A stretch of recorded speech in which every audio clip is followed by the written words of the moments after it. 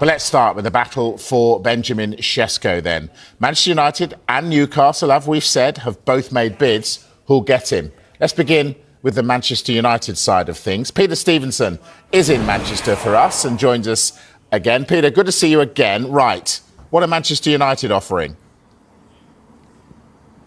Yeah, good evening, Mike. You just wonder whether young Benjamin's going to get much sleep tonight because he's been training alone in Germany while both Newcastle and Manchester United have submitted their bids and now must wait patiently. It's a classic waiting game that we see in the transfer window. United's bid went in after Newcastle's second bid. United bidding 74 million in total, 65 up front with 9 million in add-ons. That's slightly under what Newcastle United are offering. United, of course, having finished 15th in the Premier League last season, can't offer Champions League football either. So football logic suggests the advantage would be with Newcastle. But what we're hearing this afternoon is that the young striker, who's been training alone all day, is favouring a move to Old Trafford.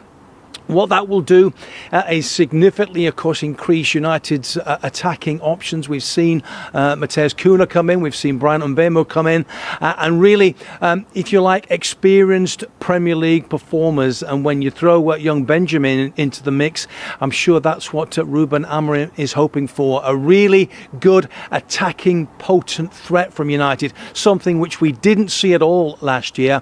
And if he can get those three in position in 12 days' time when Arsenal come to Old Trafford to kick off the Premier League, then he'll be highly delighted. It's a mouth-watering prospect, but like everybody else at the moment in football, Ruben Amorim has to sit and wait with everything crossed. He does indeed. Peter Stevenson, live from Manchester. Thank you.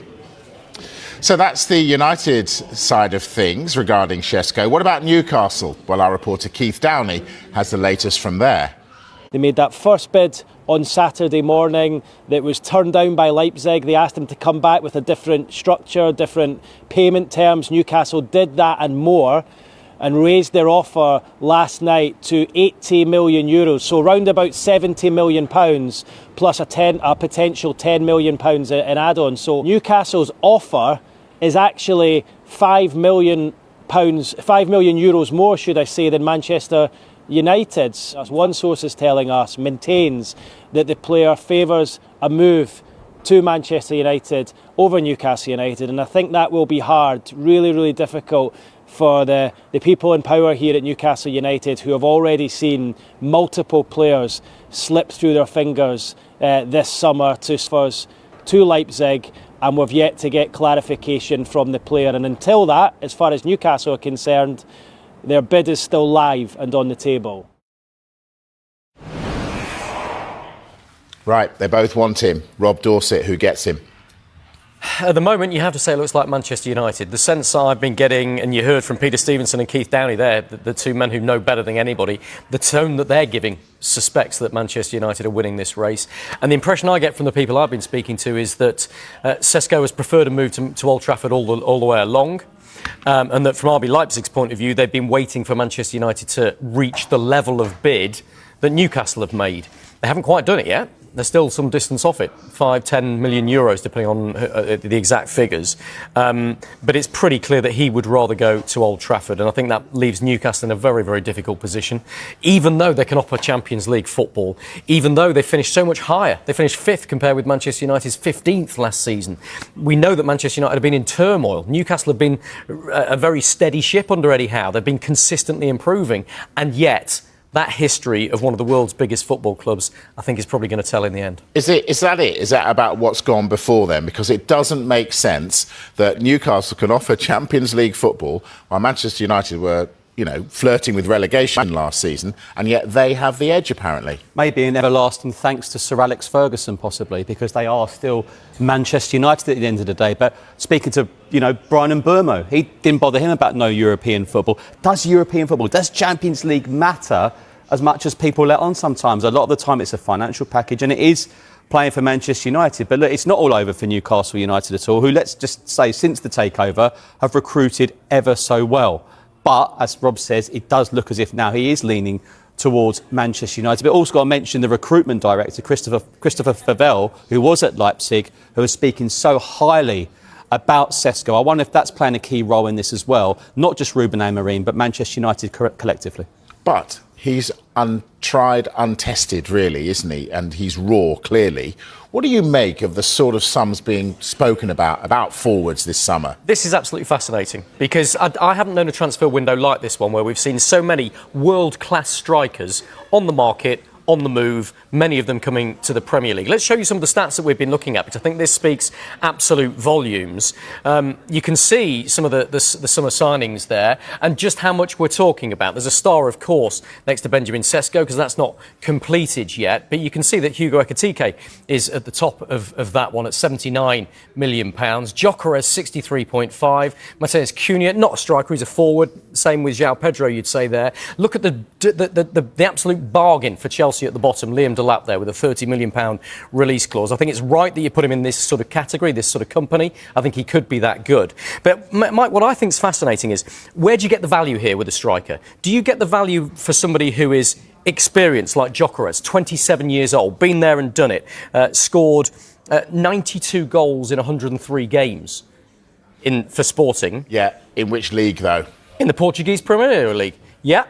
But he's been there and done it. He's 27. He's a proven goal scorer. Arsenal, of course, were looking at Benjamin Sesko. They were monitoring for more than a year, and they decided no. They've gone for Gyökeres instead. They had the ace trump, the trump card here. They decided Gyökeres. They wanted somebody ready-made to go straight into their side, try and help them win Premier League titles, Champions League.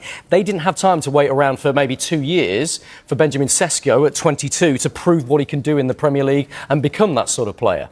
Is that where you get the value, experience and goals? Or is it a younger player like Sesko with incredible promise who has got years ahead of him and may grow into that Manchester United side? Remember, Gyökeres has signed a 5-year contract at Arsenal. He will be 32 when that comes to an end. Arsenal have got no resale on him after that. He's worth virtually nothing. Look at Heung-min Son, who we're going to talk to about at Spurs shortly. £15 million, maybe $20 million that Spurs are getting for him. That's a snip for a player of his quality, but he's in the last stages of his career. So Arsenal can afford to write that off because they've got no resale. It doesn't matter. They need a player ready now. Manchester United, Newcastle perhaps don't have that luxury, which is why Sesko is more attractive to them. But I think how you look at that striker bingo is going to be fascinating. We know that every single football fan in this country is doing what we're doing now. They're looking at that list of strikers and going, right, who's got the best player? Who's got the best deal? Who's going to be the best in 2 years' time?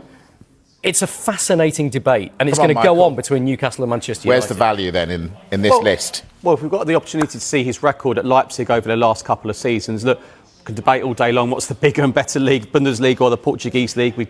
I love watching the Bundesliga, but then you've got a lot of German experts. I was listening to Kevin Hatchard earlier. He said the real winners could actually be Leipzig, because they're getting a lot of money for a very good player, but as Rob's mentioned, a 22-year-old. The Premier League is tough. But I'll go back to Christopher Pavel at Manchester United. He said in the Bundesliga website, extremely quick, great jump, strong in the air, and despite his height, he's very mobile and technically strong. So maybe paying a little bit over the odds, but if Manchester United can get out the players they want, we know the players who aren't wanted, and I'm sure that might go down possibly to deadline day, but this is a new look Manchester United, and if they do get him, it's a new look front three. And also Sesko, by the way, if you look at the goals he scored in that Premier League, they're outside the box, they're inside the box. He scores every sort of goal. So I think that's what Newcastle and Manchester United are looking at. Huge potential. And that's worth paying a lot of money for, because we know strikers come at a premium. Michael just said there, we know the players that Manchester United want to offload. Has Rasmus Højlund joined that list? Yes. Well, I think he does if Manchester United complete a deal for Sesko. And that's because Manchester United are not the Manchester United of old when it comes to the finances. They paid £35 million for, only half what they paid for him 2 years ago today, by the way, which speaks a lot about the business Manchester United have done in the last couple of years. But I think they have to start offloading players. I'd expect Garnacho to go if they can get decent money for him as well. We've heard about them being prepared to accept offers for Kobbie Mainoo and some players that are really part of Ruben Amorim's, first choice 11. Such is the state of their finances. So if they're spending £214.4 million and they do get Sesko, I think they'll look to try and move Højlund on. But isn't Sesko in the same sort of situation that Hoyland was in 2 years ago today? Aren't they similar, like raw, untried, untested, as I said? And it didn't work. It didn't work with Hoyland, let's be honest. And if you look at the figures involved, Mike, they're almost exactly the same. There's a parallel between Hoyland and Sesko here. If you look at what happened with Hoyland when he was signed a few years ago, he was £1 million cheaper than Manchester United have bid for Sesko now. The add-ons were £1 million cheaper than they were for Hoyland as well. It is almost exactly parallel between the two players. Hoyland was 20 years old when he moved, Sesko's 22. Both still very raw talents, is the way Manchester United are looking at it. Clearly, the bosses at Manchester United and the likes of Jason Wilcox, who is running the recruitment department, and Flavel, who obviously has got a big part in this as well, they're looking at it going, we think this guy is going to grow into our squad. We think with Brian Mbuemo and Mateus Cunha, throwing the crosses for him, making the passes for him, he's going to score a hatful of goals and he could be a Manchester United striker for years to come. They thought that about Hoyland, though, Michael. So I asked this last night. I'm going to ask you, is this a gamble, Sesko? With the fee involved, yes. The fee involved, yes. But I can't believe I'm going to say this, but I think for Manchester United, potentially a year out of Europe might actually be good for Ruben Amorim. He works with a smaller squad, the players he wants to work with, no Thursday, Sunday. OK, might affect them financially a little bit, not majorly. A Conference League wouldn't have touched them financially. Maybe just a year, a reset. That's what Ruben Amorim... Do you remember Ruben Amorim said, I don't want to join a club midway through the season? He went on and on and on about it. I can see why in the end, with their finishing position. Yeah. But you can see there's something potentially working there, and that Manchester United reset, which starts next season. One other quick word about Newcastle here, because I think a lot of people have got sympathy for Newcastle here on the number of players they've missed out on, and if they miss out on Sesko. And you're asking the question, well, why would he choose Manchester United over Newcastle with Champions League football and all that Eddie Howe's achieving up there? I think it's interesting. Newcastle could blow Manchester United out of the water if they wanted to here. Let's assume they're going to get £120 million for Alexander Isak if he moves to Liverpool. They've already turned down 110. Well, they could spend all of that money on Sesko if they want to, and Manchester United couldn't get close to it. And I'm sure RB Leipzig could say, listen, Benjamin, you're going to United or you're staying put with us. But they haven't done that. Why haven't they done that? Because they're not sure that he's worth that. There's no point in replacing Alexander Isak, tried and tested in the Premier League, a world-class striker has done it at this level, with a raw 22-year-old, if you're paying almost as much money for him. Newcastle know that Sesko has a certain value and they're not prepared to go beyond that. That, to me, says a club being well run. I want to talk more about this, but we have to take a break, but I love this. Right, we're going to take that break then. We're going to talk Jack Grealish when we come back. What on earth is happening with Jack? And Yoane Wissa, is he moving or is he not? So, Manchester United are closing in on Benjamin Iko, and here's why he could be the ideal match for Ruben Amorim's system. At 6 feet 5 inches, Iko brings pace, strength, and aerial dominance, a rare combination. Analysts see him as an athletic forward who can hold up play, stretch defences, and run in behind in that 3-4-3 or 3-4-2-1 setup Amorim favours. He's not just raw potential, he offers dynamic movement and adaptability to vertical transitions. Formationally, he's expected to lead the line, flanked by Mateus Cunha and Brian Mbuemo as support. There's talk of a lineup where Cunha and Mbuemo occupy the number 10 roles, with Bruno Fernandes possibly dropping into a deeper midfield position, adding creativity but also balance. If it all clicks, United could even switch to a 3-5-2 at times, giving Højlund or Xerxes secondary roles up front alongside Iko. Personally, I'm intrigued. Iko's blend of power and dynamism matches Amorim's high-press, front-foot philosophy. He'd replace Højlund as the main focal point, so hopefully that sparks competition, rather than instability. Financially, he's a gamble, £65.74 is no small fee. But if he stays fit and grows under this system, Iko could become the modern number 9 United have been searching for.